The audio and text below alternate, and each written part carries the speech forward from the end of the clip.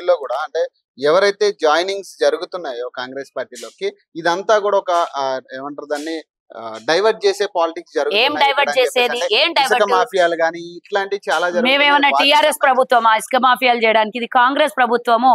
మొత్తం అంతా ఎగనాకేసి ఈ రోజు బరిబత్తల తెలంగాణ చేసి ఇడిచిపెట్టినటువంటి కేసీఆర్ కేటీఆర్ కి మేము మాఫియాలు చేస్తున్నామంటే పట్టుకొని చూపియే బాబు, మేము చూపించినాం కదా, నీకు అన్ని దొరికించుకున్నాం కదా.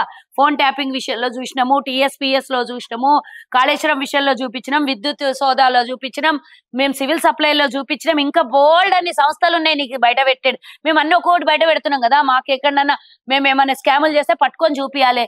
ఈ రోజు మీకు డైవర్ట్స్ పాలిటిక్స్ అని అంటే ఏదో అడిగినావు నువ్వు, డైవర్షన్ ఏదాని విషయంలో నాయకులు జాయినింగ్స్. నేను ఒకటి అడుగుతున్నా, అసలు జాయినింగ్స్ మాకు అవసరమే లేకుండే. అసలు మాకు పూర్తిగా మ్యాండేట్ ఇచ్చిండ్రు ప్రజలు. ఈ రోజు మీరు ప్రభుత్వాన్ని ఏర్పాటు చేసుకోవాలని ప్రజలు ఇచ్చిన ఆశీర్వాదంతో 64 మంది ప్లస్ 1 65 మందితో మేము ప్రభుత్వాన్ని ఏర్పాటు చేసినాం. అయినా మాకేం అవసరం లేకుండే. మ్యాజిక్ ఫిగర్ దాటి 6 సీట్లు పెరిగినాయి. అయినా గాని మమ్మల్ని కెలికి గోకించుకొని ఈ రోజు మీ దారి మీరే పాడు చేసుకున్నారు.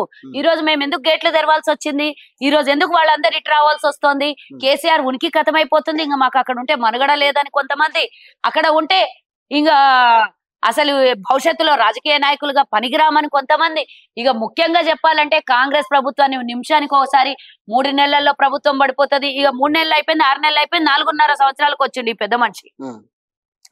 యువరాజుగా చెప్పుకున్న గతంలో 3 నెలల్లో అయిపోతుంది అన్నాడు. ఇప్పుడు 4.5 సంవత్సరాలకు వచ్చిన అంటే వాళ్ళు కొంచెం కొంచెంగా మనము చంద్రముఖి సినిమాల్లో కొంచెం మారి పూర్తిగా చంద్రముఖిగా అవతారం ఎత్తుతారు చూడు, అట్లా ఇప్పుడిప్పుడే వాళ్ళు అస్సలు విషయాన్ని గ్రహించి 4.5 సంవత్సరాల తర్వాత కదా ఎన్నికలు అని అవగాహనకు వస్తున్నారు. ఎందుకు అని అంటే ఉన్నోళ్ళు ఎప్పుడు ఊడిపోతారో, ఎప్పుడు అసలు రాత్రి పండుకున్నోళ్ళు పొద్దున్నేసి పరుపులు అదే పార్టీలో ఉంటారా లేదా అని తెలుసుకునే పరిస్థితిలో వాళ్ళు లేరు. నిన్న నాతో డిబేట్ లో పాల్గొన్నటువంటి కొంతమంది బీఆర్ఎస్ సోదరులు అంటారు, ఇప్పుడు మేము డిబేట్ బంద్ చేసిన తర్వాత ఎవరు పోతారో కూడా మాకు తెలియదు, ఉండొచ్చు ఉండకపోవచ్చు, పోకపోవచ్చు అని వాళ్ళే చెప్తున్నారు అని అంటే అపనమ్మకంతో అభద్రతతో ఉన్నటువంటి బీఆర్ఎస్ వాళ్ళకి మేము ఇక ఏం చేయాలనో కూడా అర్థమైతలేదు. మాకు అసలు ఇంటెన్షన్ లేదు, క్లియర్ కట్ గా చెప్తున్నాం ఎవరిని తీసుకోవాలని. మీరు ఎప్పుడైతే మా ప్రభుత్వాన్ని పడేస్తామన్నారో అసలు మీరే లేకుండా మీరు మా దగ్గర 39 మంది ఉన్నారు, వాళ్ళు 8 మంది ఉన్నారు, వీళ్ళందరూ ఇంకా మేము 30 మంది మాతో టచ్ లో ఉన్నారు, 20 మంది ఎమ్మెల్యేలు మీ పార్టీ వాళ్ళు మాతో టచ్ లో ఉన్నారు, ఎప్పుడైనా ఏ క్షణమైన ప్రభుత్వాన్ని పడేస్తాము అన్న మాటలకే మూతోడు కుక్క కాటుకు చెప్పు దెబ్బ అనే సమాధానం మేము ఇస్తున్నాం. ఇప్పుడు మీ దగ్గర నుంచి మా దగ్గరకు వస్తున్నారా, మా దగ్గర నుంచి మీ దగ్గరకు వస్తున్నారా అని ప్రజలు గమనిస్తున్నారు, అన్ని చూస్తున్నారు క్లియర్ గా. మా పోరాటం అంతా బీఆర్ఎస్ వాళ్ళ మీదనే ఉండే, కానీ ఈ రోజు వాళ్ళు రావడం పెద్ద మాకేం విశేషము కాదు, గొప్పతనం కూడా కాదు. ఏదైతే ఈ రోజు ప్రజలు ఇచ్చినటువంటి మ్యాండేట్ ని తల వంచి రాజ్యాంగం ప్రకారంగా ఇచ్చినటువంటి ప్రభుత్వాన్ని ఏర్పాటు చేసి ప్రజల వద్దకు పరిపాలన 5 సంవత్సరాలు కొనసాగించాలో ఆ ప్రభుత్వాన్ని మీరు ఇబ్బంది పెట్టే ప్రయత్నం చేస్తే మేము ప్రజాపాలన చేయాలనుకున్నాం, ప్రజలకు ఇచ్చినటువంటి హామీలను నెరవేర్చాలనుకున్నాం, ప్రజల కష్ట సుఖాలకు భాగస్వాములు కావాలనుకున్నాము. మమ్మల్ని ఆ విధంగా ఎళ్ళనీయకుండా మమ్మల్ని దారి మరలించే ప్రయత్నం చేసి మమ్మల్ని డైవర్షన్ చేసే ప్రయత్నం చేస్తే మేము ఏం చేయాలో అది చేస్తాము. ఇంకో విషయం ఏంటంటే రాహుల్ గాంధీ గారు గతంలో చెప్పింది ఏంటంటే పార్టీని వీడిన వాళ్ళని సస్పెండ్ చేయాలి అనేది ఒకటి జరిగింది గతంలో, కానీ ఇప్పుడు అదే రేవంత్ రెడ్డి వెళ్ళి మరి కండువాలు కప్పుతున్నారు అనేది ఒక వాదన. దానికి ఏం చెప్తారు మీరు? ఇది ముందు అడిగింటే బాగుండే ప్రశ్న, తర్వాత అడిగిన నేను మొత్తం క్లియర్ కట్ గా ఇచ్చేసిన ఆన్సర్.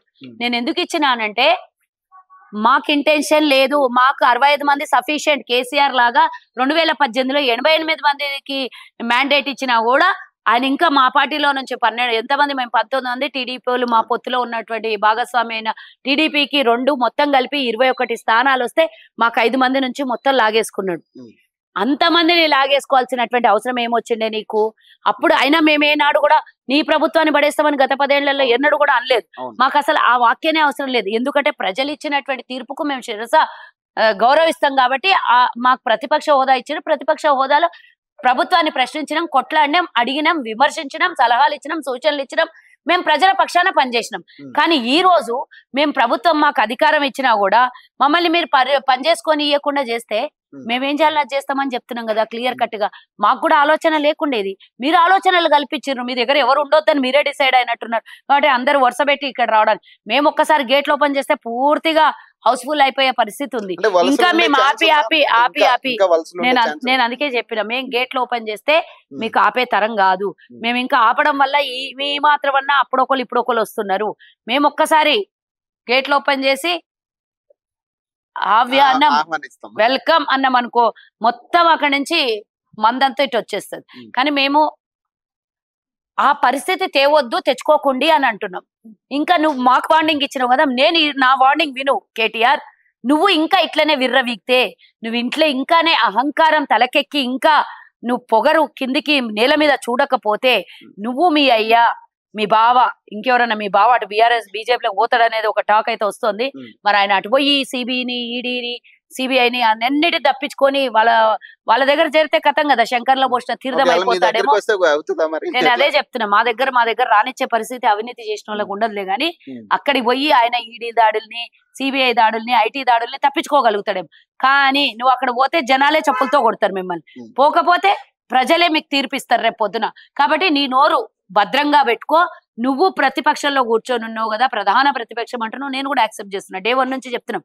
తొలుత సమావేశంలోనే అసెంబ్లీ సమావేశంలో చెప్పినాం మేము, మీకు ముందాగా వ్యవహారం చేయండి, ఎన్ని గంటలు కావాలంటే అన్ని గంటలు సమయం తీసుకోండి, రాత్రి కాదు తెల్లం దాకా కాదు రేపటి వరకు కాదు, ఇంకో 4 రోజులు పొడిగించైనా సరే అసెంబ్లీ సమావేశాలు పెట్టుకుందామని చెప్పినాం.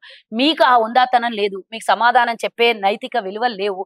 కనీసం మీ ప్రతిపక్ష నాయకుడైన కేసీఆర్ అసెంబ్లీకి రాడు. ముందేమో ప్రగతి భవన్ విడిచిపెట్టి బయటకు రాకుంటుండే, ముందేమో ఫామ్ హౌస్ లో పండుకొని ఉంటుండే, ఇప్పుడు అసెంబ్లీకి రాడు, ప్రతిపక్ష హోదా కనీసం కనబరుచుకోడు. కాబట్టి మీకు ప్రతిపక్షం ఉన్నా ఒకటే లెక్క, లేకున్నా ఒకటే లెక్క. గావుమని కుక్కల లెక్క బయట కూర్చొని ఏదో ఒక మీడియా ముంగల ఒలడం తప్పించి మీరు చేసేది ఏం లేదు. కాబట్టి దయచేసి కనీసం ఇప్పుడన్నా మీ దగ్గర ఉన్న కార్యకర్తలకి, మీ దగ్గర ఉన్న నాయకులకి విలువనివ్వడం నేర్చుకోండి. ఉన్న కొంతమందినన్నా బయటికి పోనీయకుండా కాపాడుకోండి. మీరు వాళ్ళకి కాపాడుకోవాల్సిన సమయంలో మీరు మా మీద అరిస్తే వాళ్ళు ఉన్నోళ్ళు కూడా బయటకు వచ్చే పరిస్థితి ఉంది. ఇవన్నీ జాగ్రత్తగా చూసుకోండి అని చెప్తున్నా. వార్నింగ్ ఇవ్వడం కాదు, వార్నింగ్లు మాకు ఇంకా నీకన్నా ఎక్కువ ఇవ్వడానికి వస్తాయి. ప్రతిపక్షంలో ఉన్నప్పుడే వార్నింగ్ ఇచ్చినాం, ఈ రోజు అధికారంలో ఉన్నాం. నువ్వు చేసిన అవినీతిని తీస్తే డబుల్ బెడ్రూమ్ లో మీ కుటుంబం అంతా నివాసం ఉండి చెప్పినాం కదా, రేవంత్ రెడ్డి గారు కట్టించి ఆల్రెడీ నీట్ గా చేసిస్తా అన్నారు. ఎందుకంటే ఒక చోట ఉంటేనే పూర్తిగా ప్రణాళిక చేసి ఒక చోట వీళ్ళ అవినీతిని అంతా కక్కించవచ్చు అని. డబుల్ బెడ్రూమ్ లో ఉంటే అన్న చెల్లి తండ్రి బావమరిదికి మరి వాళ్ళు కాపాడుకుంటారా ఏమో తెలియదు. కాపాడుకోకపోతే మాత్రం నలుగురు కలిసి ఒక్క సెల్లోనే ఉండే అవకాశం ఉంది అని మేము చెప్తున్నాం.